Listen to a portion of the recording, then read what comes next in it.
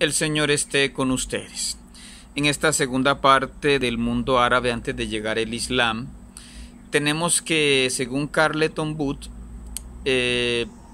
la enfermedad era vista entre los árabes como una posesión de algún jinx, algo que vemos también en 1 Samuel 16:14, ¿no? Donde se habla de que a Samuel lo poseyó un espíritu. Y también había jinns benéficos que ellos los identificaban a veces con las serpientes, por el tema de que las serpientes se parecen a los ríos, las corrientes de agua. Y los árabes, también los asirios y babilonios, creían que los cuervos y los halcones podían ser poseídos por demonios y creían que los demonios podían tomar forma de serpientes, ¿no? ¿Qué nos dice la Biblia sobre los árabes? Hay una lista en Génesis 25 donde dice que Ismael tuvo sus hijos con una egipcia, por tanto los conecta mucho con el Sinaí, ¿no? Pero además Ismael es hijo de una egipcia, de Agar.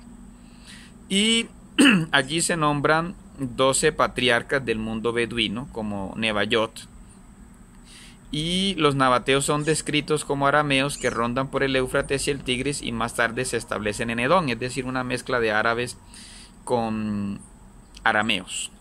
Hay otra tribu muy cercana a los nabateos que es Kedar, ya la habíamos nombrado en el video anterior, y eran famosos arqueros que fueron enemigos de Asiria.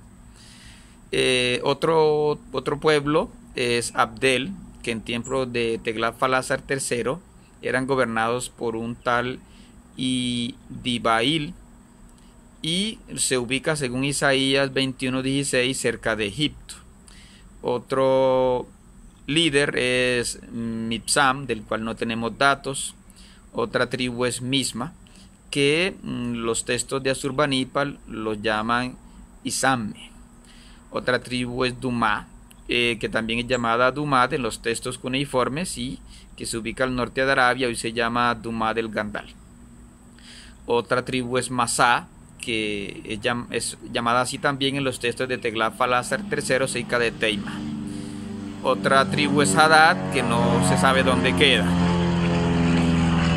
Otra tribu es Teima, en el actual oasis de Teima, en lo que hoy es la provincia árabe de Nabuk. Y es nombrada ya en los textos asirios e incluso en el profeta Isaías en el capítulo 21-14. Se dice que en esta tribu había el culto a Ashera. Y allí se refugiaron judíos que huyeron de Nabucodonosor. Incluso esto lo cuenta Flavio Josefo, que dice que cuando esta tierra fue conquistada por Nabonido, estaba en combate con los árabes también de Dedán. Y en tiempos de Mahoma había tantos judíos que esta tierra era llamada Taima de los judíos. Otra tribu es Yetur, que en Lucas 3:1 es la que se llama Iturea, en lo que hoy se llamaría Jordania. Otra tribu es Nafis, que es citada en Primera de Crónicas 5:12 junto a Yetur, en lo que hoy es Jordania, y que se enfrentó a las tribus de Rubén y Gad. Otra tribu es Kedma, que es nombrada en Génesis 15:19, y Kedma significa oriente. Incluso se habla de los Bene Kedem, los hijos de Oriente. Y antes del 325, ya pasando un poco al Nuevo Testamento, ya había cristianos en Arabia. Todo esto lo dice Denes Gassi en su obra Contactos Árabe-Persas, en la obra Los lenguajes semitas, un manual, en fin, que está también en inglés, ¿no? El cristianismo llega a los árabes en varias tribus, como los nabateos, como los adnanitas, los kais, los taglib. En Yemen, en el sur de Arabia, hubo una ciudad que se llamó Najran, donde hubo abundantes cristianos, y se habla del rey Dunawas, que fue converso al judaísmo y que persiguió a los cristianos y que martirizó a Al-Harit, que nosotros conocemos como San Aretas. Los árabes Bakr y Taglib de la margen del Éufrates fueron los primeros en componer casidas, en fin, lo que se llaman poemas de entre 50 y 100 versos, ¿no? Estas eran memorizadas, en fin, y solo se pusieron por escrito después de que se comenzó a leer el Corán, ¿no? Entonces hubo dos pueblos cristianos árabes muy importantes antes de llegar el Islam. Eran de origen yemení, pero se fueron a lo que hoy es Irak. Y a esos pueblos se les llamó los Lácmidas, que fueron aliados de Persia. Y en el desierto de Siria, en Jaurán, lo que hoy es Líbano y Jordania, y en el norte de Hijaz estaban los Gasánidas, que eran monofisitas. Hubo también árabes cristianos en Yemen, como los Banu Judam y los Banu Hamadán, que emigraron a Siria, fueron aliados de los Gasánidas, pero después se islamizaron tras la batalla de Yarmouk. Y hubo otras tribus como los Banu Hamadan, que se quedaron en Yemen, y en fin, varios de ellos emigraron entonces al Líbano, como los Banu al-Mashruki, que después se hicieron maronitas. Algunos de ellos son famosos, como los de apellido Awad, Masaad, Al-Sema y Hasrum. Y otros, en cambio, como los Banu al-Harith, en el sur del Líbano, se hicieron chiitas, ¿no? Entonces los Gasánidas y los Lácmidas fueron importantes en esos combates entre los bizantinos, los sasánidas y los musulmanes, ¿no? Todo esto lo dice Annemarie Sigmel en el artículo El Islam en Historia de las Religiones, ¿no? Entonces tenemos, para culminar, la comparación entre los árabes. Tenemos los árabes antes de llegar el Islam.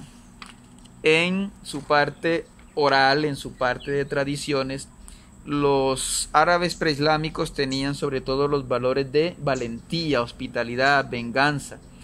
Tenían además una mezcla de ideas paganas, ideas cristianas, ideas de los sabeos son los de Yemen, y mazdeístas, o sea, de Persia, y los hanifitas, ¿sí?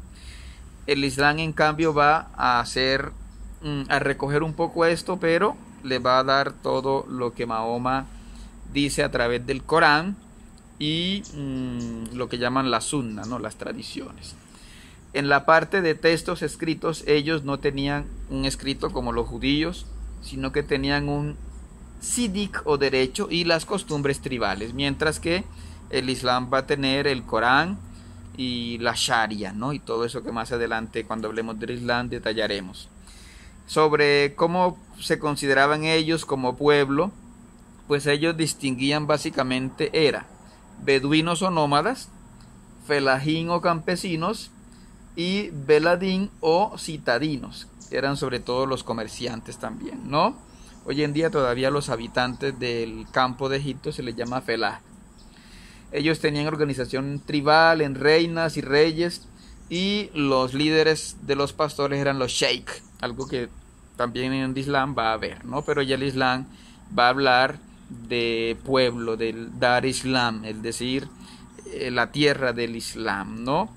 Y hasta ese momento ellos no tenían así ciudades sagradas, mientras que el Islam va a tener la Meca y Medina, ¿no?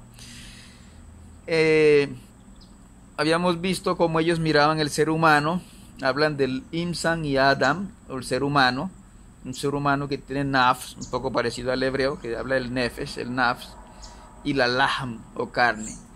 Ellos también tenían, como veíamos, supersticiones, tenían unos funerales que eran muy concurridos, tenían miedo a los difuntos. En el Islam esto no va a cambiar, también hay cierto pesimismo sobre la muerte, ¿no? Ellos hablaban del trabajo, de la acción como Hamila, ¿sí? Donde un animal muy importante era el camello. Entonces ellos necesitaban comunicarse con el resto del mundo, era sobre todo a través del camello. Por supuesto, con el Islam el camello se va a expandir por todo el norte de África y por otros lugares, ¿no? Entre ellos, en la parte de la reflexión, era muy importante el kahin o poeta, que era el que componía casidas, lo que decíamos, estos poemas que se memorizaban, todavía no se escribían.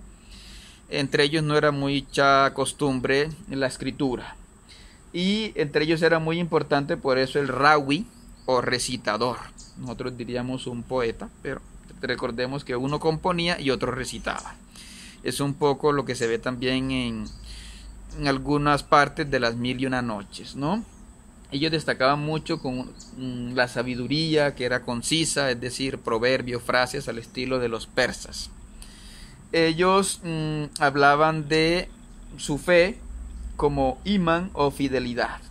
Recordemos lo que tenían: la ufa, la merkab, el abudur, la tienda portátil para la divinidad.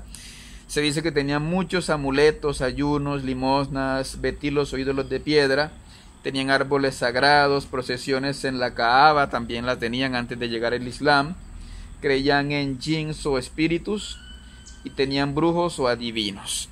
Al tiempo lo llamaban Saman, sí, pero no tenían esa idea que va a llegar con Mahoma de que hay un tiempo que parte, como es la Égira, ¿no? La Égira, que es la partida de Mahoma. Los árabes a toda esta edad la llaman la edad de la ignorancia, ¿no? Entonces rechazan este pasado, pero bueno, este es un poco el mundo que existía antes de llegar el Islam.